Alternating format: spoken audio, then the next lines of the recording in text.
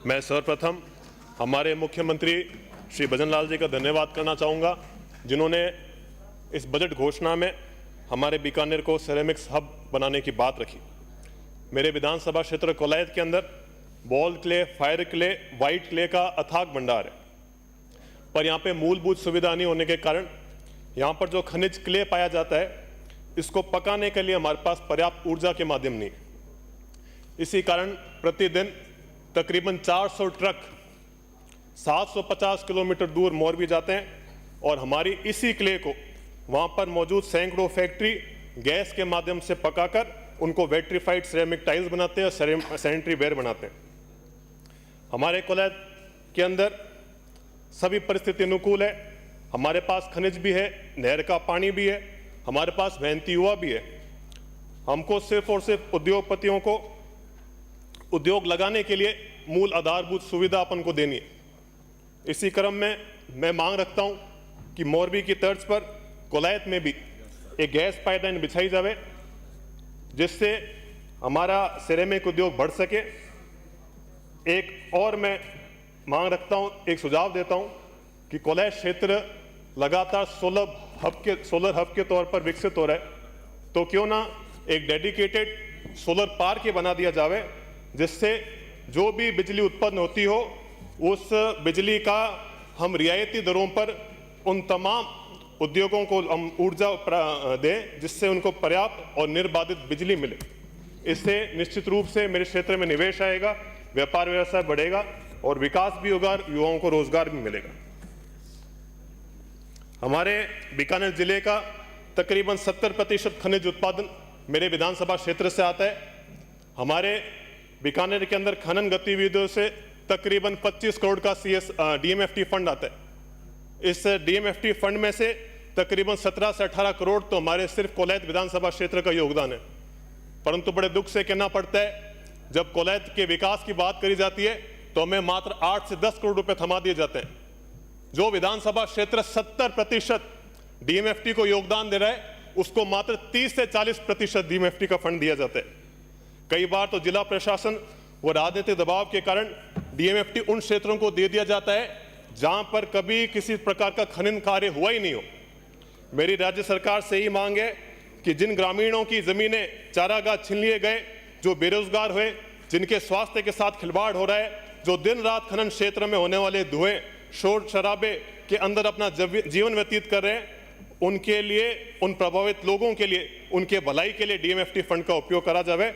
जिस ग्रामीण क्षेत्र में खनन हुआ, पर्यावरण को नुकसान हुआ, जहां पर रोडें टूटी, पानी की पाइपलाइन टूटी, उन गांवों के विकास के लिए अपन को बात करनी चाहिए, वहां DMFT का फंड खर्च करा जाना चाहिए। इसी प्रकार से हमारे विधानसभा क्षेत्र के अंदर 8 से भी अधिक 200-300 मेगावाट पावर के सोलर प्लांट लगे हुए हैं, 2 बड़े थर्मल प्लांट लगे हुए हैं, सैकड़ों 2-3 मेगावाट के प्लांट लगे हुए हैं। इनके थ्रू करोड़ों का CSR फंड इनका बनता है, परंतु ये CSR फंड हमको पूर्ण रूप से नहीं देते। जब हम कभी दबाव देते हैं तो औपचारिकता निभाते हुए, खुद की कंपनी CSR जिम्मेदारियों से भागते हुए, उनसे पल्ला झाड़ते हुए वो कोई 1.5-2 लाख रुपए एक विधानसभा क्षेत्र को दे देते हैं। उसमें भी कोई टिफिन, कोई पैंट, कोई शर्ट, कोई प्याऊ बनाकर खुद की जिम्मेदारियों से हाथ धो लेते हैं। मैं पूछना चाहता हूं कि जो क्षेत्र करोड़ों का राजस्व सालाना देता है, क्या उनके लिए ये 2 लाख रुपए कोई रेवड़ी से कम है? ये कोई न्याय संगत बात नहीं है। जिला प्रशासन और राजनीतिक दबाव के कारण CSR और DMFT गैर जरूरी अनावश्यक कार्यों में भी उपयोग में लिया जाता है। जब हम पूछते हैं कि साहब हमारे CSR DMFT का क्या हुआ, तो वहां से जिला प्रशासन ये बात कहता है कि हमने जिला मुख्यालय के अस्पताल के और शिक्षा के लिए हमने आपका DMFT CSR फंड इस्तेमाल कर लिया। ऐसा हमने क्या गुनाह करा कि आजादी के 77 साल बाद भी हमको 200 किलोमीटर दूर जाकर खुद के बच्चों का, बहन बेटियों का इलाज कराने के लिए जिला मुख्यालय जाना पड़ता है? क्यों ना वहां पर ही गांव में तहसील स्तर पर, उपखंड स्तर पर इस CSR और DMFT से एक ऐसी व्यवस्था करी जाए, तो गांव के अंदर पलायन भी रुकेगा और हमारे सभी बच्चे हों चाहे बुजुर्ग हो, उनको बढ़िया व्यवस्था मिल सकेगी। इन सारी मूलभूत सुविधा पर हम सभी ग्रामीणों का भी बराबर अधिकार है।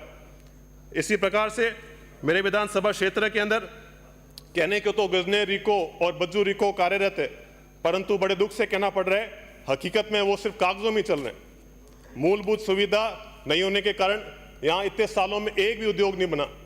और अगर अपन उम्मीद करते हैं बिना कोई सुविधा दिए कोई उद्योगपति यहाँ उद्योग लगाएगा तो बिल्कुल गलत है।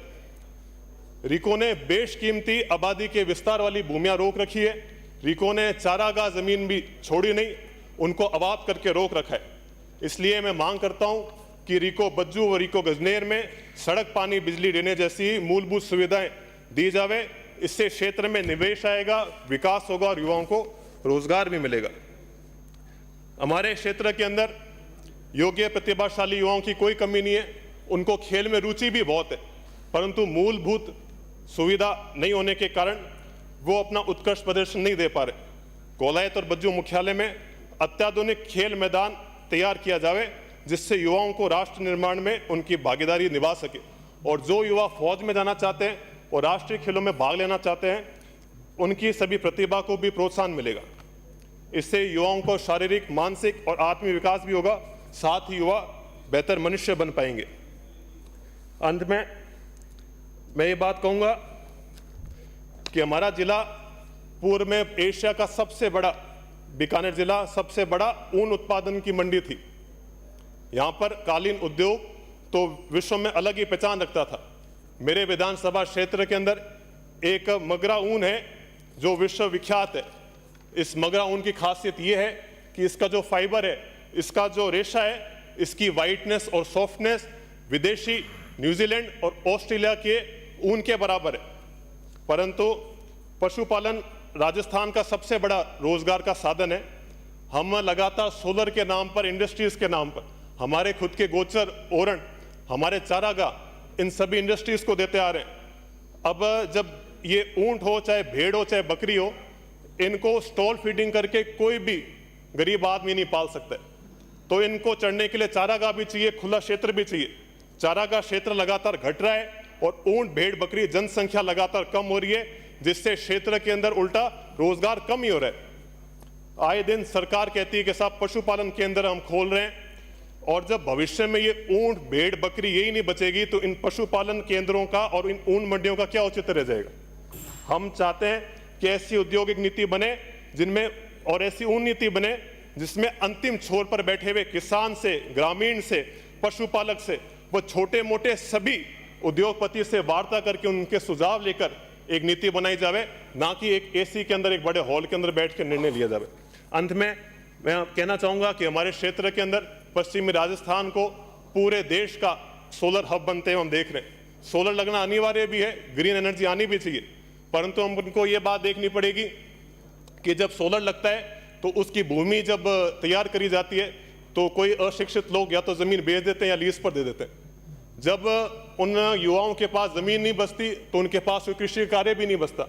कृषि कार्य जब नहीं बचता तो वो मजबूरन आके बेरोजगार हो जाते हैं और वो गलत संगत में पड़ के इन नशों के अंदर पड़ जाते हैं। नशे के कारण वो चोरी और आपराधिक गतिविधियों में भी भागने लग जाते हैं।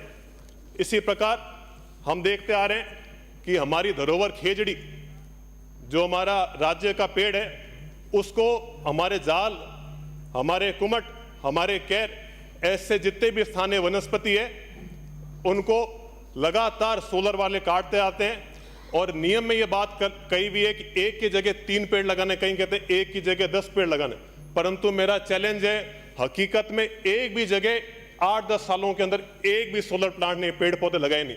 एक तरफ हम पर्यावरण को बचाने की बात करते हैं और दूसरी तरफ हमारे आंखों के सामने हम मूक दर्शक होकर बन के देखते हैं और हमारे आंखों के सामने पेड़ काट दिए जाते हैं। ये बिल्कुल अनुचित है।